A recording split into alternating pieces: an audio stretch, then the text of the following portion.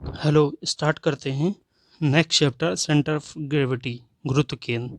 इससे पहले क्योंकि फ्रिक्शन तक विद न्यूमेरिकल पूरा कंप्लीट हो चुका था और शुरू के 3 चैप्टर तो क्लासेस कंप्लीट हुई थी। अब ये लॉकडाउन जब से हुआ है तब से ये फ्रिक्शन चैप्टर पूरा कंप्लीट हुआ है विद न्यूमेरिकल। अब नेक्स्ट चैप्टर हम सेंटर ऑफ ग्रेविटी स्टार्ट करेंगे। तो स्टार्ट करते हैं इंट्रोडक्शन के बारे में। इसमें क्या इंट्रोडक्शन है, इसके बारे में थोड़ा इंट्रोडक्शन पढ़ लेते हैं। अब हमारा सेंटर ऑफ ग्रेविटी होता क्या है, ठीक ठीक है। अगर हम नॉर्मली एक एग्जाम्पल लें या इसकी जो परिभाषा कही जाती है वो इसकी सिंपली एक जो डेफिनेशन होती है वो डेफिनेशन होती है, किसी वस्तु का गुरुत्व केंद्र वह बिंदु है जहां उस वस्तु का समस्त भार एक बिंदु भार के रूप में कार्यरत माना जा सके। ठीक है, या हम नॉर्मली लैंग्वेज में कहें कि हमारा जो गुरुत्व केंद्र होता है वो किसी बॉडी का वो बिंदु होता है जहाँ पे उसका सारा भार केंद्रित होता है। अब क्योंकि हम थोड़ा डीप में जाएं तो डीप में जाते हैं तो बात करते हैं, अगर कोई बॉडी है, कोई भी बॉडी हो, तो उस बॉडी, कोई भी बॉडी होती है, अगर रिजिड बॉडी है या नॉन रिजिड बॉडी, कोई भी बॉडी होती है वो छोटे छोटे, जैसे हमारा अगर कणों की बात करें तो उसको 3 भागों में कैटेगराइज किया गया है उनकी डिस्टेंस, आपस में डिस्टेंस के हिसाब से। जैसे ठोस और द्रव गैस। कहा जाता है कि ठोस में जो कण होते हैं उनकी दूरी आपस में बहुत कम होती है, इसलिए वो ठोस होते हैं। और उनकी बीच में अगर 2 कण हैं, उनके बीच में थोड़ी दूरी है, तो वो तुम्हारे लिक्विड कहलाएंगे। और उन कणों के बीच की दूरी और ज़्यादा बढ़ा दें तो वही चीज़ गैस हो जाते हैं। तो ये होती है एक सिंपल मैकेनिज्म कणों के बारे में अगर हम बात करें। अब हम यहाँ बात कर रहे हैं क्योंकि मैकेनिक्स में जब हम बात करते हैं तो ज़्यादातर हम बात करते हैं रिजिड बॉडी की, ठीक है, ठोस बॉडी की। तो अगर कोई ठोस बॉडी है, कोई ठोस बॉडी, मान सपोज ये मान लो एक हमारी क्या है,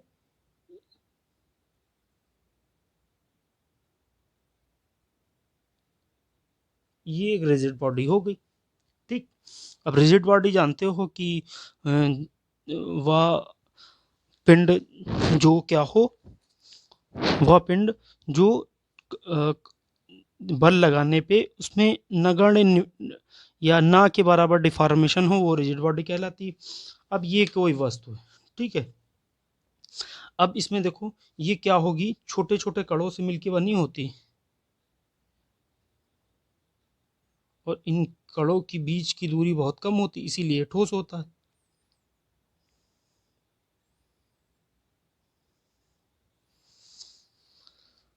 पर अभी हम इसको, अगर कोई रिजिड बॉडी है और इसको हम थोड़ा मूवमेंट करना या इस पे वर्क करना स्टार्ट कर, अगर हम इसको, एक मान लो ये बॉडी है और कुछ डिस्टेंस पे, ये मान लो डिस्टेंस पे उठाया और इसको ड्रॉप कर दिया, जब ड्रॉप करेंगे तो वो क्या होगी, नीचे गिरेगी पृथ्वी के गुरुत्वाकर्षण के कारण।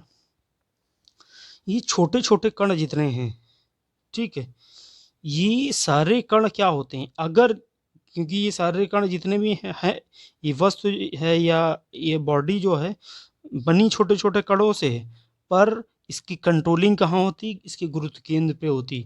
ये सारे कण फ्री नहीं होते हैं, एक दूसरे से बॉन्ड हुए होते हैं, ठीक है, बॉन्डिंग हुई होती। अगर ये फ्री हों, अगर ये फ्री हों तो क्या होगा, सारे कण अगर यहाँ से और यहाँ तक, मान लो ये अर्थ है, ये मान लो हम, ये हमारी अर्थ है, पृथ्वी है, अब यहाँ से नीचे गिराएं, यहाँ से उठाए और यहाँ पे अर्थ पे इसको गिरा दें, ये पृथ्वी, तो क्या होगा, कोई कण इधर जाएगा, कोई कण इधर जाएगा। अगर ये सारे कण आपस में फ्री हों, इधर जाएगा, इधर जाएगा, इधर जाएगा, कोई रिजल्ट ही नहीं आएगा, ठीक है, सब इधर उधर जाएंगे अलग अलग, अगर इंडिविजुअल हैं। और ये क्या है, रिजिड बॉडी है, तो ये जब रिजिड बॉडी होती तो ये क्या होंगी, इनकी आपस में बॉन्डिंग होगी, ठीक है, इसीलिए रिजिड बॉडी है। अब जो जितने भी बल होते हैं, अगर कोई हम वस्तु पकड़ते हैं तो सब जितने भी, क्योंकि हम हर जिस तरीके से आदमी में टेंडेंसी होती है फ्रीडम होने की, उसी तरीके से कणों में भी होती है कि हम पूरी तरीके से फ्री रहें। अब जितने भी कण हैं वो क्या करेंगे कि हम एज ए फ्री मोशन, मतलब फ्री होके गति करें। मान लो एक ये पिंड है, एक ये कण है, एक ये कण है, एक ये कण है, ठीक।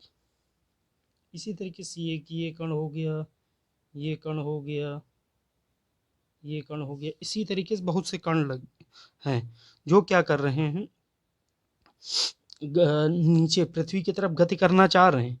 और अगर गति करेंगे तो क्या होगी, सबका जो पाथ ऑफ मोशन क्या होगा, एक दूसरे के समांतर होगा। ये इसके समांतर होगा, ये इसके, जितने भी कण हैं उनका पाथ ऑफ मोशन जो क्या होगा, समांतर होगा। ये कोई बॉडी, ठीक है,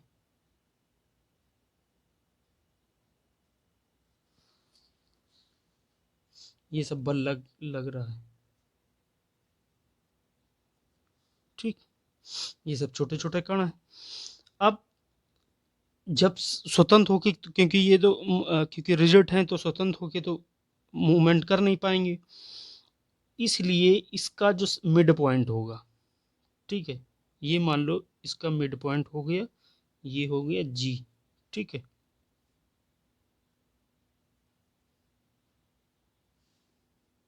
जी हो गया, और ये क्या हो जाएगा, डब्लू, ठीक। तो ये जो जी है, इस जी बिंदु पे इन सब का भार जो होगा क्या होगा, ये जितने भी बल, जितने भी छोटे छोटे बल, छोटे छोटे ये कण हैं, इनका सबका भार, ये एक दूसरे के, क्योंकि इनकी डायरेक्शन दिखाई, ये एक दूसरे के पैरेलल सब नीचे की तरफ गति करने की ही कोशिश करेंगे। और हमने बताया था अगर दो दो बल हों, दोनों की जो मोशन हो एक ही दिशा में हो, ठीक है, एक दूसरे के पैरेलल हो और एक ही डायरेक्शन हो, तो उनको क्या बोलते हैं, लाइक पैरेलल फोर्सेस। एक दूसरे के पैरेलल हो और दिशाएं क्या हो, अपोजिट हो, तो उनको अनलाइक पैरेलल फोर्सेस। तो ये सब क्या हो जाएंगे, अनलाइक पैरेलल फोर्सेस, या इनको हिंदी में बोलते हैं समधि समांतर बल, ठीक। अब ये जो है डब्लू, डब्लू क्या होता है, जितने भी छोटे छोटे कण होते हैं इन सबका सम होता है, ठीक है, सबका परिणामी होता है, सारे बलों का परिणामी होता है।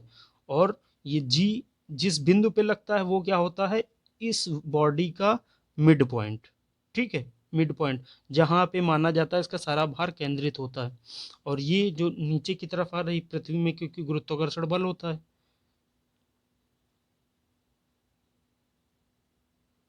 और गुरुत्वाकर्षण बल होता है, इस कारण ये क्या होती है, पृथ्वी हर चीज को जिसमें वेट होता है उसको अपनी तरफ खींचती है। तो ये क्या होता है, नीचे के आकर्षण बल के कारण नीचे की तरफ ये वस्तु आती है। ये जो बल लगता है नीचे तरफ आने के लिए, इसको बोलते हैं आकर्षण बल,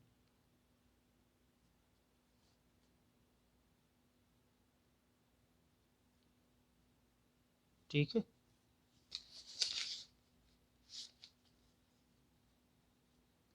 आकर्षण बल। अब जो ये वस्तु का भार जो होता है, वस्तु का भार जो होता है वो पिंड के द्रव्यमान, इस पूरे वस्तु का जो भार है, ठीक है, भार कहो या द्रव्यमान कहो, पिंड के द्रव्यमान के समानुपाती होता है, ठीक है। और जो जो छोटे छोटे कण होते हैं उनका अपना ये भी है, इंडिविजुअल अलग अलग उनका वेट होता है। और ये सब मिलके ये डब्लू हो गया, इन सारे जितने इंडिविजुअल हैं उनका ये क्या होता है, सबका परिणामी होता है, ठीक। तो परिभाषा ये कही जाती है, इनकी इसकी परिभाषा ये होती है कि किसी पिंड का गुरुत्व केंद्र वह बिंदु है, तो किसी पिंड का गुरुत्व केंद्र वह बिंदु है जहां उस पिंड का समस्त भार, उस पिंड का समस्त भार, ये डब्लू, समस्त भार एक बिंदु के रूप में कार्य करता हुआ माना जाता है। एक बिंदु जी हो गया, इस बिंदु पे कार्य करता हुआ माना जाता है, दिख रहा है। तो ये हो गया हमारा centre of centre of gravity, ठीक है। गुरुत्व केंद्र। अब इसकी बात करते हैं कि गुरुत्व केंद्र की क्या उपयोगिता रहती है।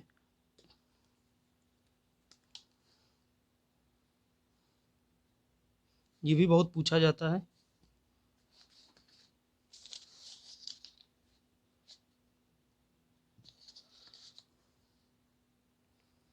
गुरुत्व केंद्र की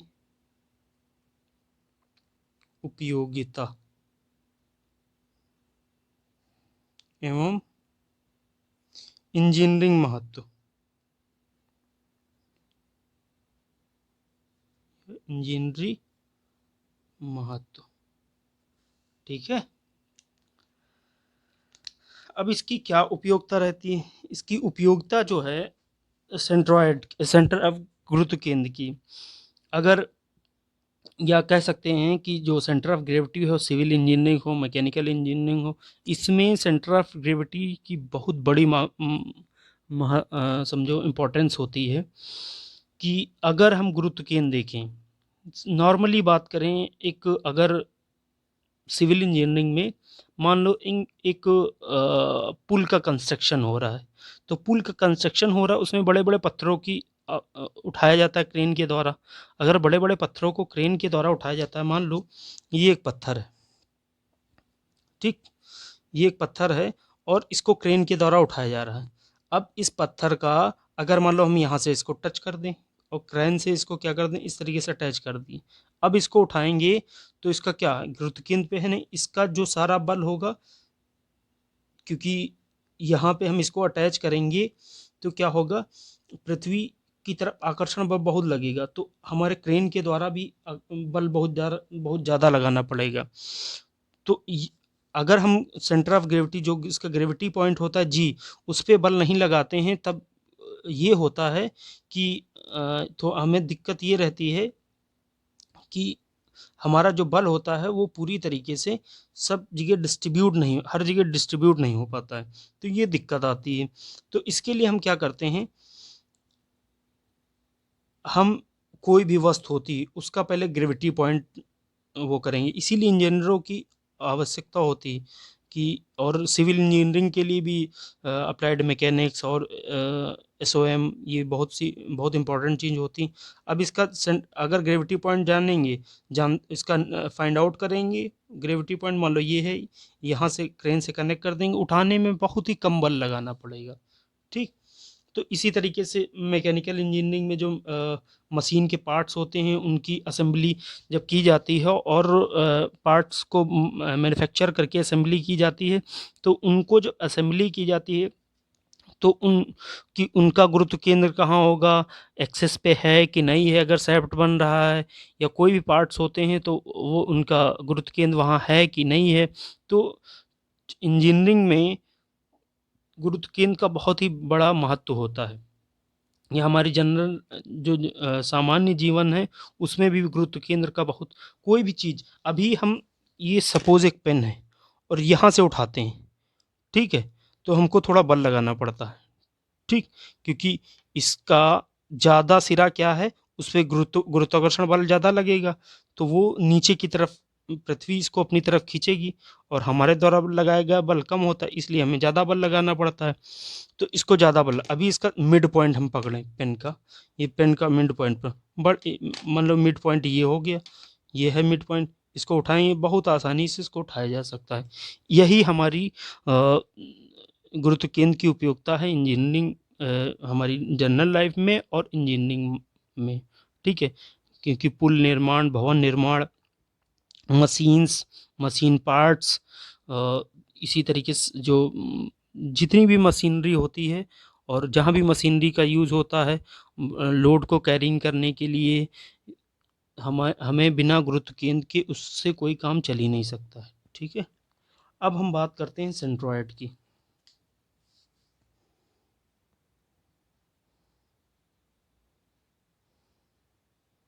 सेंट्रॉयड को हिंदी में बोलते हैं परिकेंद्र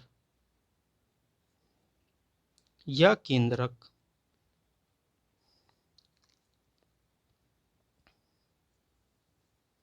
ठीक है। अब इसकी नॉर्मली परिभाषा क्या कही गई है, गुरुत्व केंद्र में एक जो सबसे पहले इम्पोर्टेंट जानने वाली बात है इसमें सेंट्रॉयड में परिकेंद्र या केंद्रक में जो हमारा गुरुत्व केंद्र होता है, गुरुत्व केंद्र तथा द्रव्यमान केंद्र, इसको गुरुत्व केंद्र कहो या द्रव्यमान केंद्र, क्योंकि इसका छोटे छोटे ये सारे द्रव्यमान हैं और इसका जो जहाँ पे मिड पॉइंट हो जाए, जहाँ पे मिड पॉइंट होगा वो उसको चाहे उसको गुरुत्व केंद्र कहो या द्रव्यमान केंद्र। ठीक है। तो गुरुत्व केंद्र तथा द्रव्यमान केंद्र का प्रयोग पिंड जैसे भौगोलिक वस्तुओं के लिए किया जाता है। मान लो मान लो ये कोई वस्तु है, ठीक है, और इसका जो गुरुत्व केंद्र या द्रव्यमान केंद्र है, इसको हम जब देखेंगे हमारा गुरुत्व केंद्र और द्रव्यमान केंद्र कहाँ है, इसके वेट के हिसाब से। ठीक है, इसका वेट और संरचना संरचना इतना नहीं फर्क पड़ता, इसका वेट। अब देखो इधर हमने कैप लगा दिया, अगर अभी हम कैप हटा दें, इसको ये रखें तो इसका गुरुत्व केंद्र यहाँ होगा। अगर हम इस कैप को इधर क्या कर दें, ठीक है, यूनाइट कर दिए, तब क्या होगा, गुरुत्व केंद्र हमारा इधर बढ़ाएगा इसके वेट के कारण। ठीक है, तो इसके वेट के कारण हमारा गुरुत्व केंद्र क्या होता है, बदल जाता है। तो गुरुत्व केंद्र तथा द्रव्यमान केंद्र का प्रयोग पिंड जैसी भौतिक वस्तुओं के लिए किया जाता है।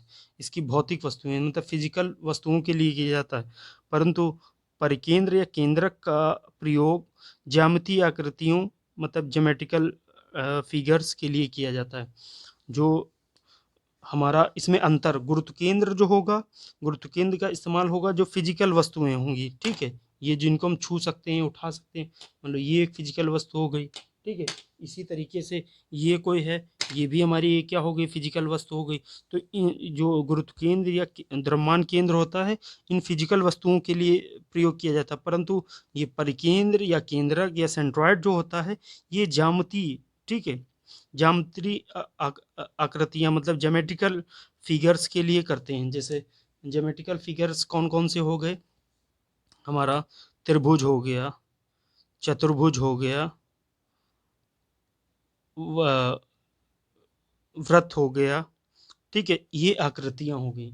या ये आकृतियां, या और भी जो आकृतियां आती हैं, हमारा षष्ठभुज हो गया, अष्टभुज हो गया।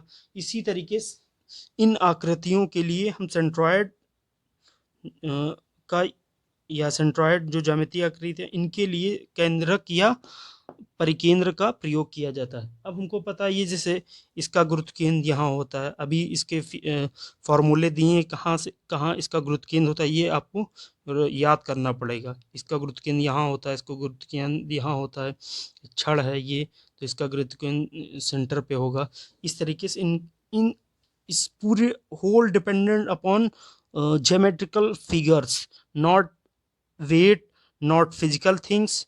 ये फिजिकल थिंग्स पे नहीं डिपेंड करता है। यही सेंट्रॉयड और सेंटर ऑफ ग्रेविटी में यही अंतर होता है। सेंट्रॉयड जो हमारा होता है वो इसकी ज्योमेट्रिकल संरचना पे डिपेंड करता है, और जो हमारा सेंटर ऑफ ग्रेविटी होता है वो उसकी फिजिकल, ठीक है, जो उसकी फिजिक्स होती है या उसकी जो संरचना होती है, भौतिक उसकी भौतिकी संरचना होती है, उस पर डिपेंड करता है, उसकी ज्योमेट्री पे डिपेंड नहीं करता है। ठीक है, अब हम जैसे इसका एक एग्जांपल देके आपको समझा रहे हैं। मान लो एक ये वस्तु है,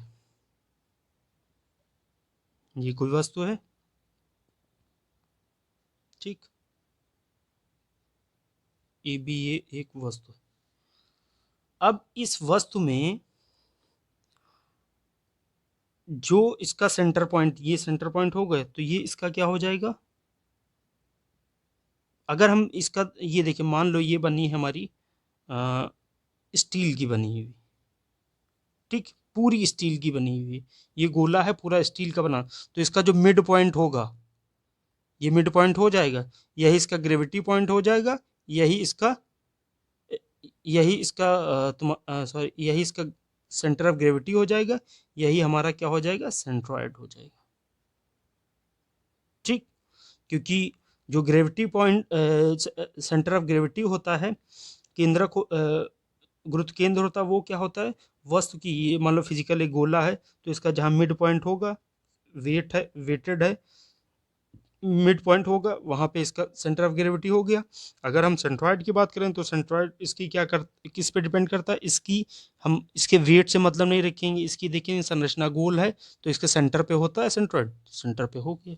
ठीक, अगर हम इसमें थोड़ी सी हम क्या कर दें, इनरेगुलरिटीज कर दें, जैसे क्या इफेक्ट पड़ता पड़ता है आकृति और इसके फिजिकल संरचना, ठीक है, जो फिजिक वस्तु होती है, भौतिकी वस्तुएं जो होती हैं उस पे।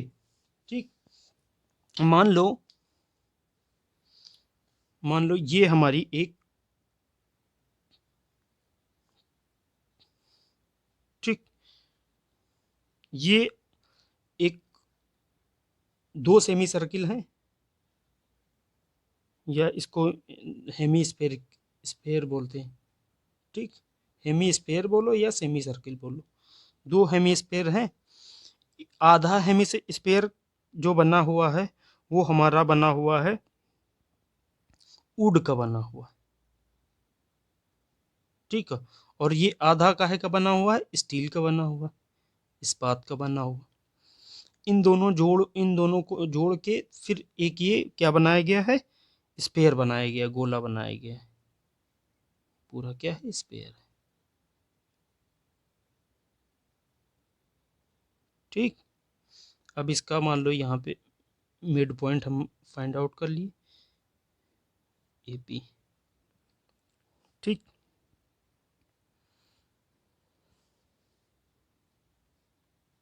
अब इसमें हम बात की जाए सेंट्रॉयड और सेंटर ऑफ ग्रेविटी कहाँ होगा, तो सेंट्रॉयड और सेंटर ऑफ ग्रेविटी कहाँ होता, अगर ये एक मटेरियल का होता तो यहीं पे सेंट्रॉयड होता और यहीं पे सेंटर ऑफ ग्रेविटी होता।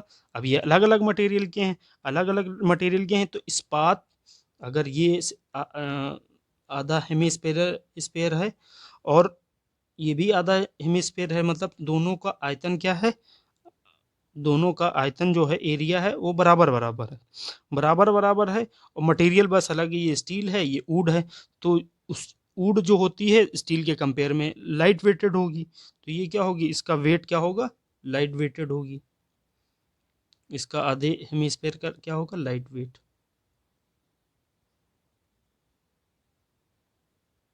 और इसका क्या होगा, ये वेटेड होगी स्टील की। ठीक, ये वेटेड हो गई।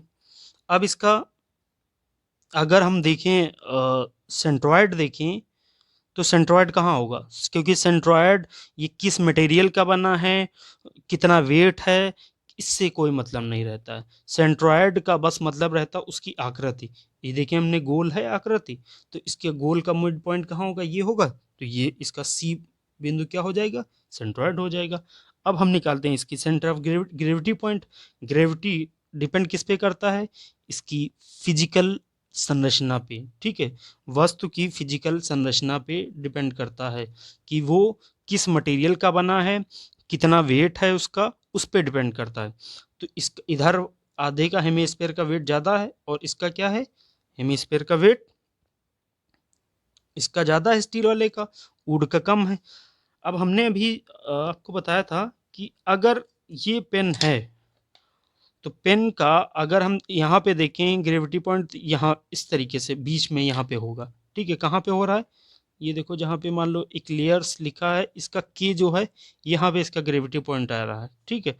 अगर हम इसको क्या कर दें, इस कैप से, ठीक है, ये कैप इधर लगा दिए, अब कैप लगा देंगे तो इधर का वेट बढ़ जाएगा इसके कंपेयर में, तो इसका कंपेयर में वेट बढ़ जाएगा। अब ये के पॉइंट से उठाएंगे तो क्या हो रहा है, देखो के पॉइंट पे फिर इसको हम उठा रहे हैं तो क्या हो रहा है, एक तरफ का झुक रहा है और ये वाला सिरा ऊपर उठ रहा है, ये वाला सिरा नीचे दब रहा है, ठीक है, क्योंकि इसका ग्रेविटी पॉइंट अब क्या है, बदल गया है, क्योंकि इस पे वेट फिजिकल संरचना पे डिपेंड करता है।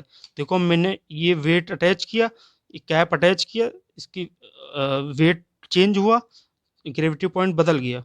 अब इसका ग्रेविटी पॉइंट क्या होगा, ई जहाँ पे ई था, ई के, क्योंकि इधर इधर वेट बढ़ा है, जिधर वेट बढ़ेगा उधर ही हमारा क्या होता है, ग्रेविटी पॉइंट बढ़ जाता है।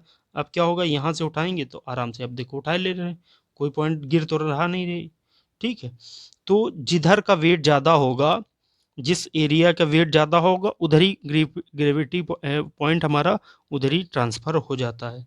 ठीक है, अब इसमें देखें तो ग्रेविटी पॉइंट कहाँ हो जाएगा, ये तो लाइट वेटेड था, ये क्या स्टील था, ज़्यादा वेटेड था, तो ग्रेविटी पॉइंट यहीं पे कहीं पे आ जाएगा।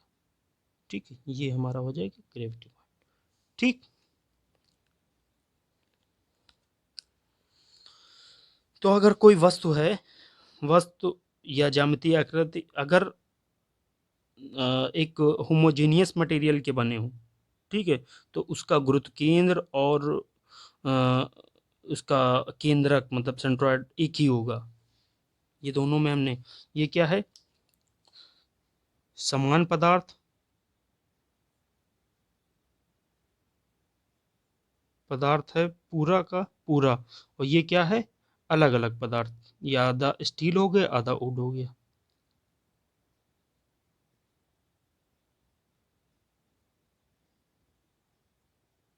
ठीक है, क्लियर।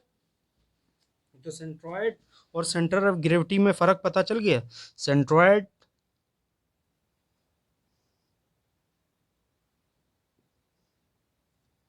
और सेंटर ऑफ ग्रेविटी, अब दोनों में इसमें देखो फर्क क्या हो गया, ये डिपेंड करता है संरचना पे, ठीक है, ज्योमेट्री पे डिपेंड करता है, जियोमेट्रिकल फिगर्स पे खाली डिपेंड करता है, और ये क्या करता है, फिजिकल बॉडीज पे।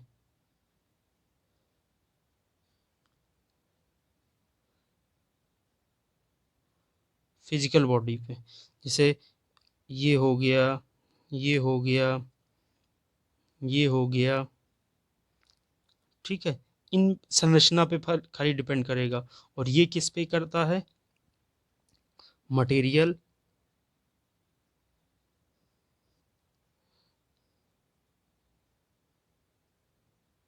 फिजिकल, ठीक है, फिजिकल इसकी संरचना जो हो जाएगी, ठीक, हमारा इसका जो वेट होगा इसके कारण, ठीक है, इन सब चीज़ें मतलब फिजिकल में जो चीज़ हमें छूने या देखने से हो उसमें जो परिवर्तन होगा वो उसके कारण सेंटर ऑफ ग्रेविटी में वो इफेक्ट डालता है। और सेंट्रॉयड बस इसकी संरचना पे डिपेंड होता है। ठीक है, तो ये सेंटर ऑफ ग्रेविटी और सेंट्रॉयड में ये तुम्हारा चैप्टर ये इतना कंप्लीट हो गया। अब आगे स्टार्ट करते हैं इसी में। किसी पटल का गुरुत्व केंद्र या केंद्र ज्ञात करना, to find out centre of gravity and centre of gravity और सेंट्रॉयड ऑफ ए लामिना। ठीक है, किसी पटल का सेंट्रॉयड और सेंटर ऑफ ग्रेविटी ज्ञात करना है। तो इसके लिए सबसे पहले मान लो ये एक पटल है, एक सेकंड, ये एक पटल है, ठीक है, और ये पटल क्या है, ये छोटे छोटे असंख्य कणों से मिलके बना हुआ है। ठीक है, छोटे छोटे असंख्य कणों से मिलके बना हुआ, कुछ कणों की हम बात कर लेते हैं, इसी तरीके सारे कण हो जाएंगे। तो मान लो एक ये कण है, एक ये कण है, ये कण, ये कण, इसका द्रव्यमान m1, इसका m2, इसका m3, इसका m4, ठीक, और इसके कारण अगर इसका भार, तो इसका भार क्या हो जाएगा, भार क्या होता है, W बराबर mg होता है, ये g होता है गुरुत्वाकर्षण बल, तो ये क्या हो जाएगा m1g, m2g, m3g, m4g, ये किसी कोऑर्डिनेट में हम मान लो रख लें,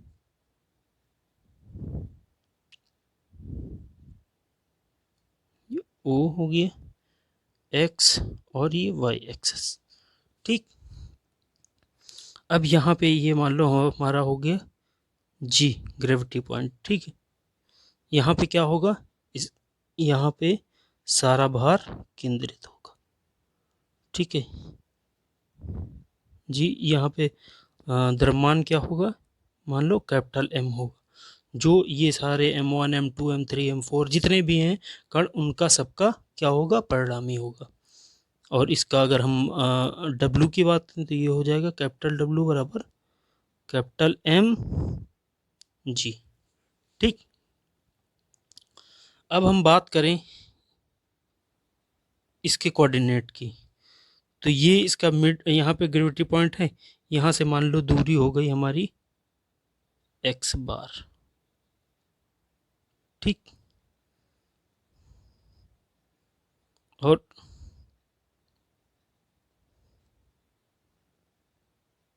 यहाँ पे ये, और ये क्या हो जाएगी, वाई बार वर्टिकल में।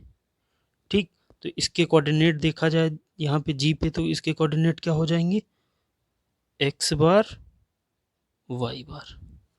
ठीक, अगर हम सबके कोऑर्डिनेट की बात करें तो इसके कोऑर्डिनेट क्या हो जाएंगे, यहाँ से इसकी दूरी मान लो x1 हो गई, और ये क्या हो जाएगी, ये y1, ये x1 हो जाएगी, ये y1। तो इसके कोऑर्डिनेट हो जाएंगे x1 y1, x2 y2, x3 y3, x4 y4। इसी तरीके से ये सबके कोऑर्डिनेट हो जाएंगे। ठीक है, तो ये कोई समपटल है, ये छोटे छोटे असंख्य असंख्य कणों से मिलके बना है। इसमें कुछ कणों की हमने बात कर लिया, इसी तरीके सारे का चार, जैसे चार कण, इसी तरीके से और भी कण होंगे, उनकी भी यही सबकी टेंडेंसी होगी, और सब एक दूसरे के समांतर हैं, क्या है, लाइक पैरेलल फोर्सेस। ठीक है, गुरुत्वाकर्षण के कारण नीचे लग रहे हैं, और इनका वेट क्या हो जाएगा, अगर द्रव्यमान M1 M2 M3 M4 है, तो वेट सब इनका क्या है, M1G M2G M3G M4G। और इसका पूरे का अगर हम देखें, ग्रेविटी पॉइंट यहाँ पे है।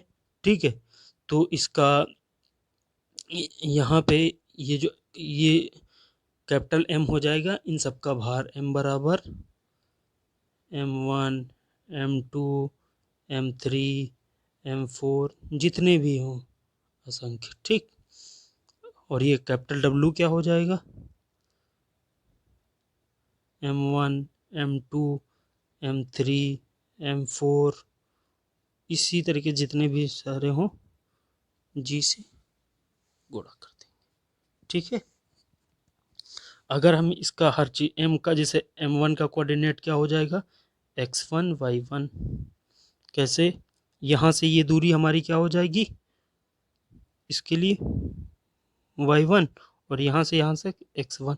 इसी तरीके सब कणों की होगी, M2 के हो जाएंगे x2 y2, M3 के x3 y3, M4 के x4 y4, इसी तरीके से हो जाएंगे। ठीक है, और इसके कोऑर्डिनेट देखें कैपिटल M के, तो इसके हो जाएंगे x बार y बार। ठीक, अब पहले हम क्या करेंगे, x बार y बार निकालेंगे। चलो स्टार्ट करते हैं।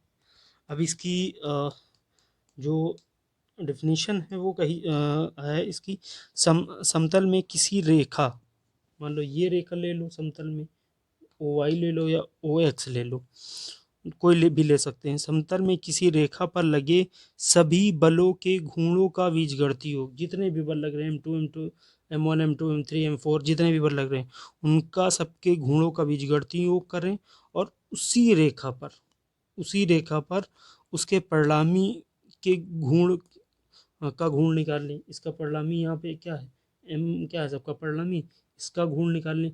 तो सबका जो परिणामी निकालेंगे उनका बीजगणितीय योग करेंगे, और इसका परिणामी निकाल लेंगे, इसका परिणामी M G पर परिणामी निकालेंगे, तो वो क्या होगा, जितने सबका हमने बीजगणित वो घूर्ण निकालना है और उसका बीजगणितीय योग किया है, तो क्या होगा, जी पर जो इसका आघूर्ण निकाला गया है, जो आघूर्ण इसके परिणामी का आघूर्ण निकाला गया है, तो उसके बराबर होना चाहिए। ठीक,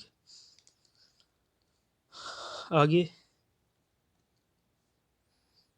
अब क्या करेंगे, ओ वाई पर घूर्ण ले लो, घूर्ण लेने पर, ठीक है, ओ वाई पे घूर्ण ले लो, ओ वाई पे घूर्ण लेंगे तो क्या हो जाएगा, अब कितने हैं, M1 M2 M3 M4 और जी। तो जब इस पे वाई पे लिया है, तो वाई पे लिया है, तो जब वाई पे लेंगे तो एक्स एक्स हमारा जो वाई वाला टर्म है यहाँ पे जैसे इस पे आघूर्ण ले रहे हैं, ठीक है, तो ये क्या हो जाएगा, वाई वाला टर्म हमारा क्या हो जाएगा, जीरो हो जाएगा। ठीक, यहीं से तो दूरियां लिखेंगे, ये दूरियां लिखेंगे, ठीक, ये यहाँ से यहाँ ये दूरियां लिखेंगे, यहाँ पे वाई वाला जो होंगे मीन्स, ठीक, वाई वाला जीरो हो जाएगा। खाली इस सम पे आघूर्ण, इस पे वाई पे आघूर्ण लग रहे हैं, एक्स से हमें मतलब नहीं है, तो जीरो हो ही जाएंगे। तो ये क्या हो जाएगा, इसका क्या भार कितना है, तो क्या होता है बल गुणे लंबवत दूरी, तो यहाँ पे देखो इसका बल क्या है, एम M1 पर, एम जी M1G नीचे की तरफ कार्य कर रही है, डब्ल्यू है, ये भार हो गया, भार बल गुणे लंबवत दूरी, आघूर्ण क्या होता है बल गुणे लंबवत दूरी, तो ये बल हो गया हमारा लंबवत दूरी, यहाँ से मोल ले रहे हैं आघूर्ण ना इस पे, लंबवत दूरी ये हो गई हमारी यहाँ से यहाँ तक, तो ये क्या है x1, तो बल गुणे लंबवत दूरी M1G गुणे x1। दूसरा कौन सा है, M2 है, तो ये क्या हो जाएगा, इस पे भार कितना है, M2G, यहाँ से दूरी ये क्या हो जाएगी, मान लो x2, इसी तरीके से M3G x3, M4G x4, ठीक, इसी तरीके से आगे और भी मान लो बल हम लें तो वो हो जाएंगे। तो क्या कह रहा है, सबका आघूर्ण निकालो, इनका बीजगणितीय योग करो और इसके परिणामी का आघूर्ण निकालो, तो उसके बराबर होना चाहिए, ये कर दिए। अब इसके परिणामी का निकालो जी पे, तो जी पे क्या हो जाएगा, इसका क्या है, डब्ल्यू बराबर mg, और यहाँ से ये दूरी कितनी है, यहाँ पे बल गुणे लंबवत दूरी क्या है, x बार, ठीक, तो क्या कह रहा है, उसके परिणामी पे आघूर्ण निकालो तो उसके बराबर होना चाहिए, ठीक, उसी रेखा पे, इसी रेखा पे आघूर्ण निकाल ले तो बराबर होना चाहिए, तो बराबर हमने कर लिया। अब क्या करेंगे इसमें,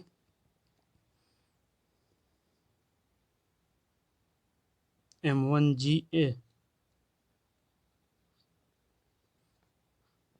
ठीक, तो ये इधर देखो, इसमें जी इसमें जी इसमें जी इसमें सब में कॉमन मिल रहा है, इधर ये कॉमन मिल रहा है, या इसको क्या लिख सकते हैं, समेसन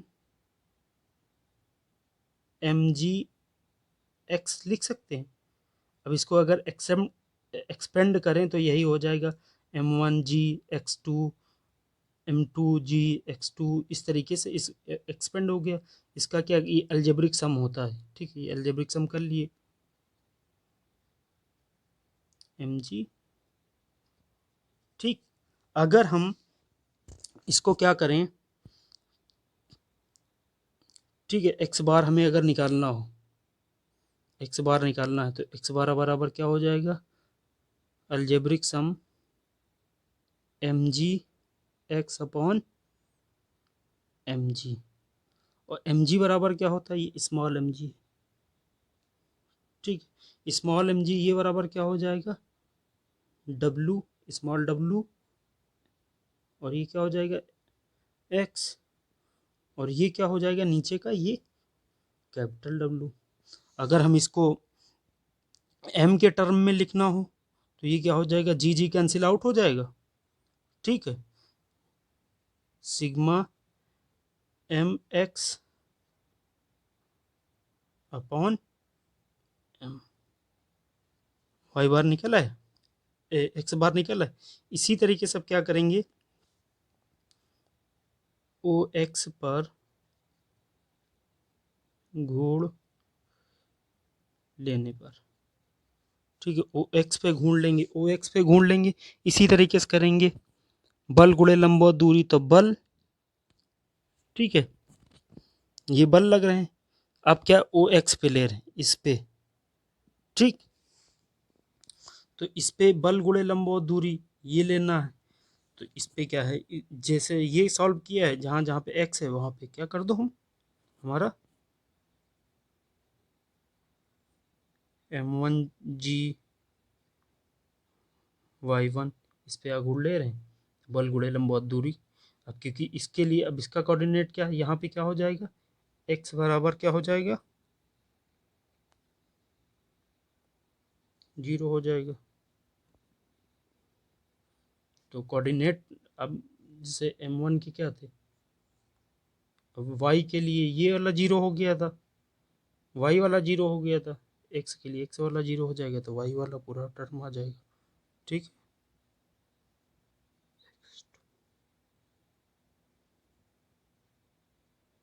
पूरा वही लिख देंगे, जहाँ जहाँ पे x है वहाँ वहाँ पे y करना,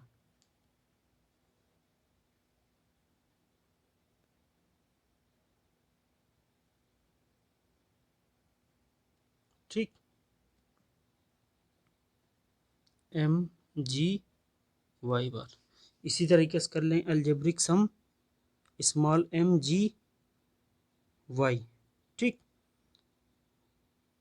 M g y bar, y bar बराबर क्या हो जाएगा, m g y upon m g. अगर डब्लू फॉर्म में लिखें तो स्मॉल डब्लू वाई अपॉन कैपिटल डब्लू। अगर हम उसके फॉर्म में लिखें,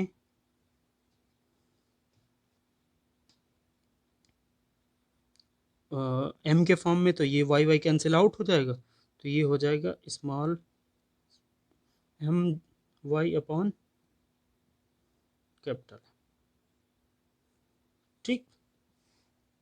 अब ये जो होता है गुरुत्व केंद्र जी, ठीक है, ये गुरुत्व केंद्र जी जो है, जी की स्थिति के निर्देशांक हमारे क्या हो गए, एक्स बार वाई बार हो गए।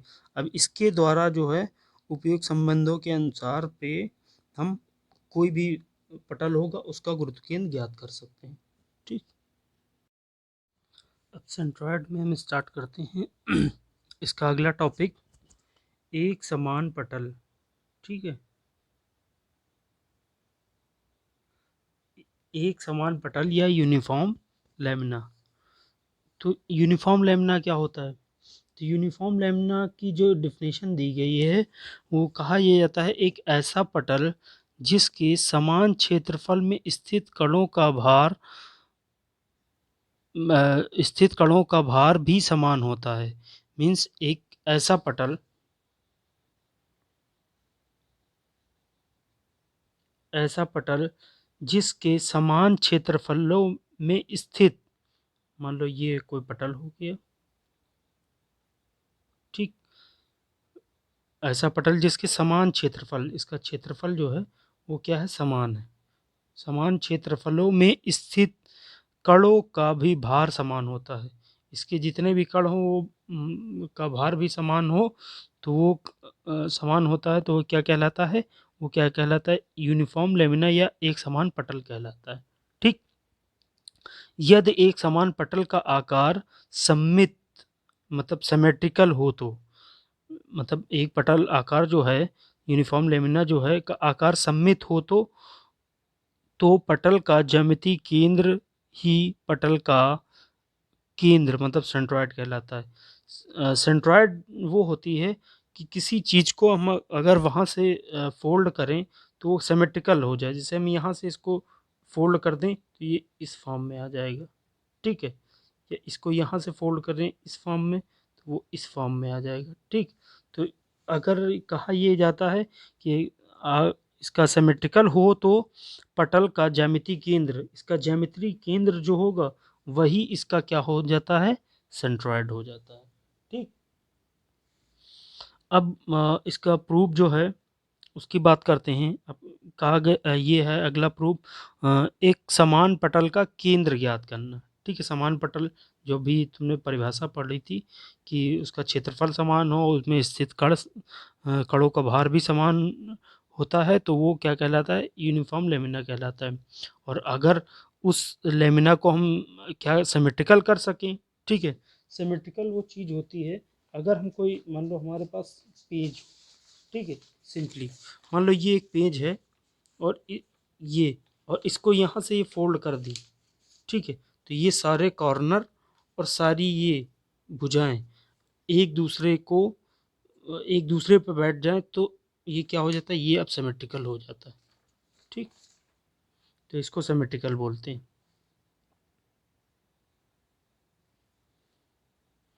सिमेट्रिकल हो जाए तो इसका जो ज्यामितीय केंद्र होता है, ये मान लो ये ज्यामितीय केंद्र हो गए, यही इसका सेंट्रॉइड कहलाता है। अब अगला जो है एक समान पटल, अभी ये कोई पटल है, इसका ये हमने एक्सेस बना लिया, ठीक है, 0 एक्स एक्सेस वाई एक्सेस, इसमें एक यूनिफॉर्म लेमिना ये ले लिया। ठीक, यूनिफॉर्म लेमिना हो गया। इस लेमिना का एक समान ये जो एक समान पटल है यूनिफॉर्म लेमिना का घनत्व एक घनत्व रो है। ठीक है, मान लो इसका घनत्व क्या हो गया, रो हो गया प्रति एकांक क्षेत्रफल का। ठीक, क्षेत्रफल क्या हो गया, ए हो गया। इसका gravity centre of gravity point क्या हो जाएगा, जी हो गया ये यहाँ पे। ठीक, अब इसका वेट क्या हो जाएगा, वेट नीचे की तरफ लगेगा डब्लू, ठीक है, वो क्या हो जाएगा, ये इसका घनत्व है तो ये क्या हो जाएगा, रो, ये क्षेत्रफल हो गया और जी ये गुरुत्व केंद्र। ठीक, ये डब्लू हो गया। ठीक है, जी ओ एक्स से ओ एक्स अच्छे से दूरी इसकी क्या हो गई, एक्स बार हो गई। ठीक, अब मानना हमने कोई क्षेत्रफल ले लिया, ये क्षेत्रफल क्या है, ये मान लो एक छोटा सा क्षेत्रफल ले लिया, ये हमारा है डी ए। ठीक, इसका इसका भार क्या हो जाएगा, तो रो मतलब घनत्व, उसके बाद क्षेत्रफल और जी होता है, तो ये रो, ये एरिया इसका क्या है, डी ए है, तो इसका भार क्या हो जाएगा, डी ए रो और जी। ठीक है, ये इसका भार हो जाएगा। ठीक, और यहाँ से इस जो इसका क्षेत्रफल ये लिए यहाँ से दूरी इसकी क्या हो जाएगी, एक्स। अब इसका आघूर्ण अगर हम निकालें किसके सापेक्ष, ओ एक्स के सापेक्ष, तो क्या होता है, बल गुणे लंबवत दूरी, ये क्या है, रो डी ए जी, ये भार है, गुणे लंबवत दूरी क्या हो जाएगी, एक्स, तो इसको एक्स से वो कर दिया गया। ठीक, ये आघूर्ण निकला है।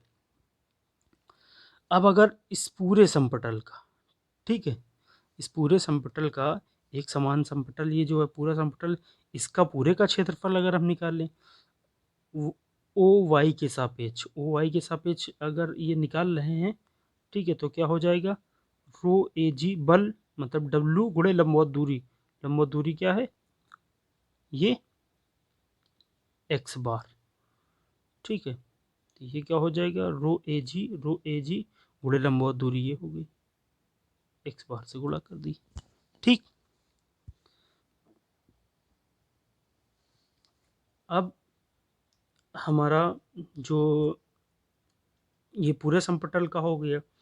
अब इस समपटल को समपटल का जो छोटा भार लिए थे ये वाला, ठीक है, इसको क्या कर दो, इसका समेशन कर दो।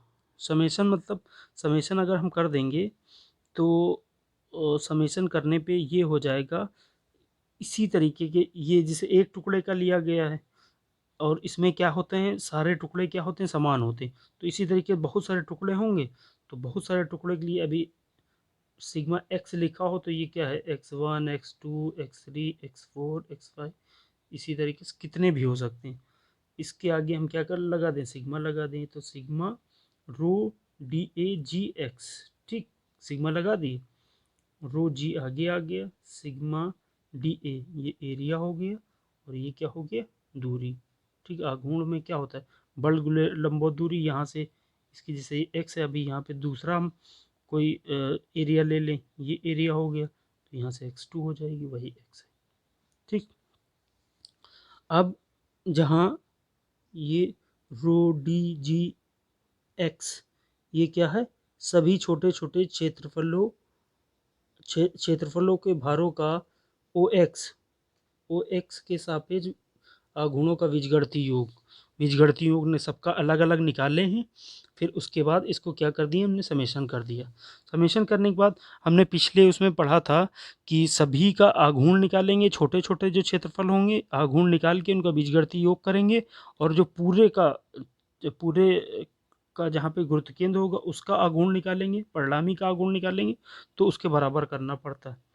करके देख लो भाई, यही आ जाएगा, sigma rho d a ji x, इसका ये रो ए जी एक्स बार। अब देखो इसमें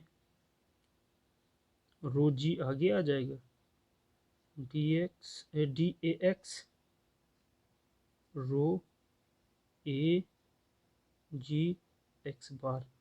रो, ये दोनों चीज रो यहाँ से और यहाँ से रो कैंसिल आउट हो जाएगा। ठीक, यहाँ से जी कैंसिल आउट हो जाएगा। अब इसमें क्या बचेगा, sigma D A X X bar. ठीक, अब यहाँ क्या बचा है, ये कैंसिल आउट हुआ, ए बच गया, तो एक्स बार बराबर क्या हो जाएगा, sigma D A X upon A, वही चीज आ गई। अब क्या करते हैं, यदि ये जो पटल है, पटल के जो हम छोटा सा क्षेत्रफल डी ए माने थे, अब इसको डी ए ना मान करके हम इसको ये छोटे छोटे क्षेत्रफलों को नाम क्या दे दें, A1 A2 A3 A4 A5 में विभक्त कर दें। जब विभक्त कर देंगे तब क्या होगा, मान लो ये A1 हो गया, A2, इसी तरीके से A3, बहुत सारे हो जाएंगे, और यहाँ से दूरियां क्या हो जाएंगी इनकी, x1 x2 x3 x4, इस तरीके से हो जाएंगी। तो इसी फॉर्मूले में देखो, x बार बराबर डी ए की जगह क्या लिख दो, डी ए की जगह पे हम ये क्या, समेशन पूरे का निकालते हैं। अब डी ए है, डी ए की जगह पे हम क्या लिख सकते हैं, ए लिख दें, और एक्स की जगह पे एक्स लिखा रहने दें, और ये जो लिखा है हमारा है, यहाँ पे ए लिखा है, पूरे का क्षेत्रफल ये दिखाया गया है, इसको हमने क्या कर दिया, सिग्मा ए। ठीक, अब यहाँ पे देखो, जो हमारा ये है, ए क्या है, ए बराबर A1 A2 A3 A4, जितने सारे कण हैं। ठीक, एक्स क्या है, x1 x2 x3 x4, जितने कण हैं। ठीक, और ये ए क्या है, सिग्मा ए। अब सबको अगर जोड़ दो, तो ये क्या हो जाएगा, सिग्मा ए हो जाएगा, सिग्मा एक्स हो जाएगा। ठीक, अब इसको, ये जो है हमारा जी, ये जो टोटल निकल के आया है सिग्मा ए, इसको अगर हम ये क्या है हमारा, जितने भी कण हैं उनका सबके क्षेत्रफल का योग है। ठीक, और पूरे का क्षेत्रफल क्या है, मान लो ए है, तो सिग्मा ए कैपिटल ए के बराबर। ठीक, और सिग्मा वाई बराबर क्या हो जाएगा, y1 y2 y3 y4, इसी तरीके से जितने भी कण होंगे। ठीक, तो यही हमने वही चीज़ क्या लिख दी, डायरेक्ट लिख दी, सिग्मा एक्स ए, और सिग्मा ए एक्स सिग्मा ए, ठीक है, एक्स बार निकला है, इसी तरीके से वाई बार निकला है, ठीक। जैसे अभी पिछला प्रूव किए थे सेम उसी तरीके से। तो ये हो गया तुम्हारा जो थ्योरी पोर्शन था इसका, ये कंप्लीट हो गया। आगे स्टार्ट करते हैं। ज्यामितीय मान्यताओं के आधार पर कुछ नियमित पटलों तथा ठोसों के गुरुत्व केंद्र, क्योंकि ये जो हम बताने जा रहे हैं, अगर इससे गुरुत्व केंद्र, अगर किसी का गुरुत्व केंद्र या सेंट्रॉइड तुम्हें निकालना, क्योंकि इसमें न्यूमेरिकल ज़्यादा ही हैं, ये समझो लास्ट टॉपिक है, और ये एक तरीके के मैथमेटिकल फार्मूले हैं, ये आपको आना ही चाहिए। अगर आपको नहीं आते हैं तो आपसे कोई न्यूमेरिकल सॉल्व नहीं होगा, ठीक है। तो अब हम स्टार्ट करते हैं। इसमें कुछ संरचनाएं दी हैं हुई हैं, उनके गुरुत्व केंद्र निकाले गए हैं, ठीक है। सीजी निकाला गया, सेंटर ऑफ ग्रेविटी। तो ये तो आपको पता ही होना चाहिए, याद ही अगर नहीं आपको आते हैं तो आप कोई न्यूमेरिकल सॉल्व नहीं कर पाएंगे। जैसे मान्यताओं आधार पे ये पहला दिया है कि अगर कोई एक रॉड है, ठीक है, समान क्रॉस सेक्शन जिसका क्या हो, क्रॉस सेक्शनल एरिया क्या हो, सब बराबर हो, ये रॉड है, तो उसका गुरुत्व केंद्र क्या होगा, उसके मध्य बिंदु पे होगा, ठीक। इसी तरीके आयत, वर्ग, समांतर चतुर्भुज, क्यूबॉइड, क्यूब, इनमें सब में क्या है, इनमें से जो गुरुत्व केंद्र होगा, सेंटर ऑफ ग्रेविटी होगा, विकर्ण के कटान बिंदु पे होगा। जैसे यहाँ आयत का दिखा दिया गया, ये है इसका, ये इसका विकर्ण हो गया, ये इसका विकर्ण जहाँ पे काटेगा ये इसकी चौड़ाई हो जाएगी, ये लंबाई हो जाएगी, तो जहाँ पे काटेगा वो हो जाएगा इसका centre of gravity, gravity point. और ग्रेविटी से ये देखो दूरी देखो, ये कितनी हो जाएगी, आधी b/2, ये हो जाएगी l/2, ठीक है। तो कटान बिंदु पे होता है, कटान बिंदु से जो भुजाएं होती हैं वो दूरियां जो होती हैं वो आधी हो जाती हैं, ठीक। इसी तरीके से वर्ग में हो जाएगा, सब में इसी तरीके से हो जाएगा। त्रिभुज का गुरुत्व केंद्र कहाँ होता है, तो त्रिभुज का गुरुत्व केंद्र कहाँ होता है, जिस बिंदु पर तीनों माध्यिकाओं का कटान हो। ये त्रिभुज हो गया, यहाँ से इस पे लंब डालो, यहाँ से इस पे लंब डालो, यहाँ से इस पे लंब डालो, और जहाँ पे ये मिल रहा है ये इसका क्या है, ग्रेविटी पॉइंट, ये वाला, ठीक। ये टोटल ऊंचाई h है, तो ये जी यहाँ पे मिल रहा है, टोटल ऊंचाई h है, तो ये क्या हो जाएगी यहाँ h/3, ठीक। मीन्स इसका ग्रेविटी पॉइंट कितना हो जाएगा, सेंटर ऑफ ग्रेविटी बेस से h/3 दूरी पे, ठीक। इसी तरीके से वृत्ति पटल का गुरुत्व केंद्र सिमेट्रिकल के कारण उसके ज्यामितीय केंद्र पर होगा। ये वृत्तीय पटल है, इसका ज्यामिति क्या है, सिमेट्रिक, क्योंकि यहाँ से मोड़ दो सिमेट्रिकल हो जाएगा, यहाँ से मोड़ दो सिमेट्रिकल हो जाएगा, मतलब इसकी भुजा इस पे बैठ जाएगी तो इसके सेंटर पे हो जाएगा, ठीक।